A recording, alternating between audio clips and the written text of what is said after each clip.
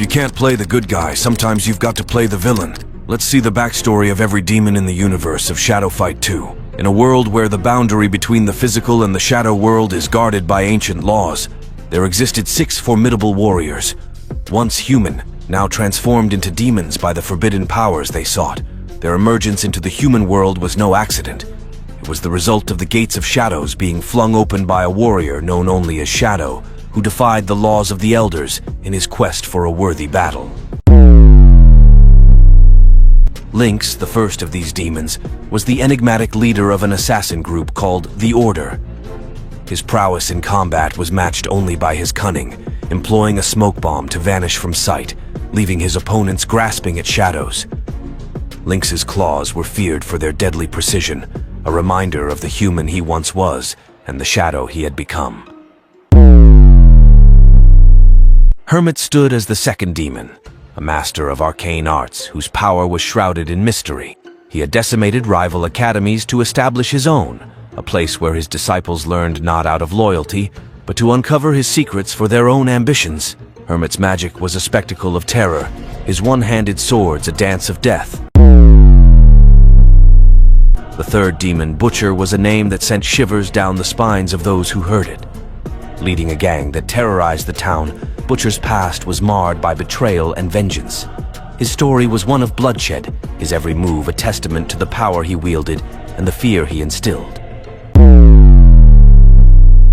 Wasp, the pirate queen, commanded her ship and crew with an iron will. Her tale was one of loss and reclamation, as she sought the killer of her father to avenge his death and reclaim her dominion over the seas. Wasp's blade was as sharp as her resolve, cutting through anyone who dared stand in her way.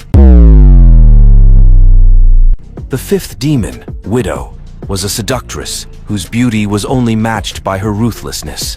She manipulated men with her charm, only to betray them when they least expected it. Her quest for the magical sphere was driven by a desire for power that knew no bounds.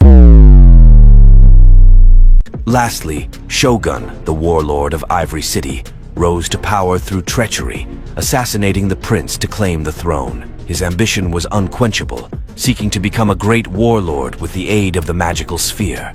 But his plans crumbled when the prince, now a shadow, seized control of Shogun's mind, turning the tables on the usurper.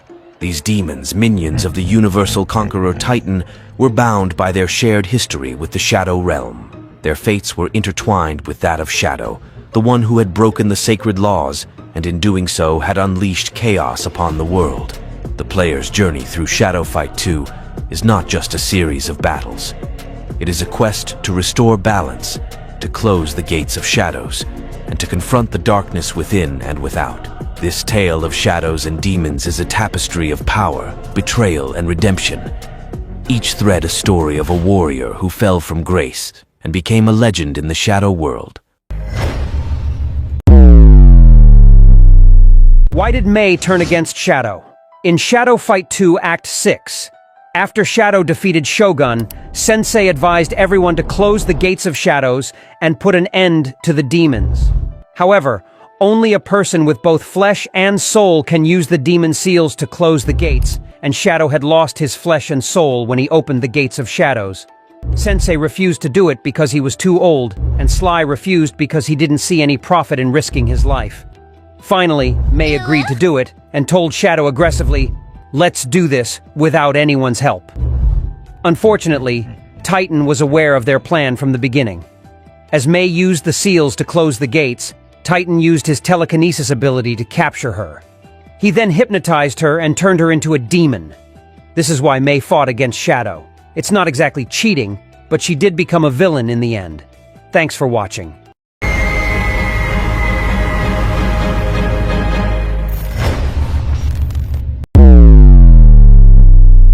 In Shadow Fight 2 Special Edition, we witnessed Sensei's story. However, did you notice that no boss used their special abilities? Why was that? Interestingly, during the development of the Special Edition, players spent a staggering 129,780,536 minutes in the underworld. Today we're going to explore some intriguing mysteries and theories related to Shadow Fight 2. Warning, you won't understand the theories if you skip a single statement. One theory suggests that all the demons are possessed by Titan. Another theory proposes that Titan was once a normal human who became possessed by shadow energy. As we know, the story doesn't reveal Titan's past, but one thing is clear. If Titan is a multiversal being who created an army from parallel universes, he is pure evil, not human. Titan stands out as the only demon who doesn't copy others' moves and attacks. He is unique and incredibly powerful. He is immune to explosive landmines and bomb enchantments, capable of manipulating reality, and intelligent enough to create or control situations. However, despite his immense power, Titan was unable to control the Shadow World due to the Ancients' formidable mental strength. They resisted his attempts to enslave them. As a being of pure evil, Titan destroyed the entire tribe of Ancients. But fortunately, one Ancient survived his attack and hid from Titan. Then he set his sights on conquering the human world, creating the Gates of Shadows as a portal. But the twist is, Ancients had already created a magical seal to protect their world. The one Ancient who successfully saved his life from Titan used this spell to trap Titan in the Gates of Shadows, which is also mentioned in the Dialogues of Shadow. I broke the laws of the Elders and opened the gates. We still have one doubt. If the Ancient trapped Titan, how did he escape from the gates? The story mentions that Titan wanted to capture the human world, but he destroyed the Ancients and lacked a sufficient army to take control. So, he manipulated 6 most powerful warriors from the human world. However, due to the Ancients' magic, Titan was trapped in the Gates of Shadows with his entire army and the 6 warriors. Titan knew the process to escape the gates, but he couldn't do it himself. He needed someone who could survive the powerful shadow energy emission from the gates and had a strong enough will to resist its influence. This person would gain the ability to walk between worlds, and Titan could then take that power for himself. After many experiments, 5 individuals survived the emission but lacked the willpower to resist its influence, becoming corrupted and continuing the demon's legacy after slaying them. Finally, one warrior managed to survive the most powerful emission of shadow energy from the gates while retaining his mind and will. He was Shadow, and that's where the game begins. From this point on, Shadow is considered a cosmic being, as he can now effortlessly walk between worlds. However, this newfound ability is short-lived, as Titan instantly absorbs Shadow's powers, integrating them into his own flesh and soul. Now we can answer our initial question: why didn't the bosses use their special abilities during the fight against Sensei? To clarify, Titan and the 6 warriors were trapped in the Gates of Shadows for 2,000 years.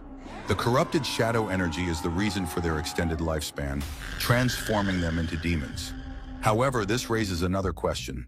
How did Sensei, a normal human, manage to stay alive for 2,000 years? His past story reveals that he fought against all 6 warriors. Here's the biggest plot twist. Recall what I said about Titan earlier? Titan destroyed all the Ancients, but one Ancient survived and trapped Titan in the gates? That means that survivor Ancient is Sensei, right? No, Sensei is actually a descendant of the Ancient tribe, not a direct member, but rather a student of the Ancients. This explains his knowledge of magic, spells, and more. Perhaps his use of spells granted him an extended lifespan of 2,000 years. So the reason is, at the time when Sensei was young, those 6 bosses are the normal humans. That's why they don't have special abilities to use against Sensei. And here's another mind-blowing fact. Shadow have no name and always be considered as a shadow. Despite being the main character, Shadow is the only major character in the game who does not have any speaking role. The only time he speaks is when he is narrating his past in the intro. Shadow and Mei had 2 children named as Descendant and Shadowmine. Shadow killed his own wife, but accidentally, not intentionally. But he wanted to kill his own child, Shadowmine, intentionally. In the Shadow Fight 2, despite being the final boss, Titan was not the most powerful villain. Justice was the most powerful demon, and Justice, who was actually Mei. Titan can be back in Shadow Fight shades. How? Watch this video.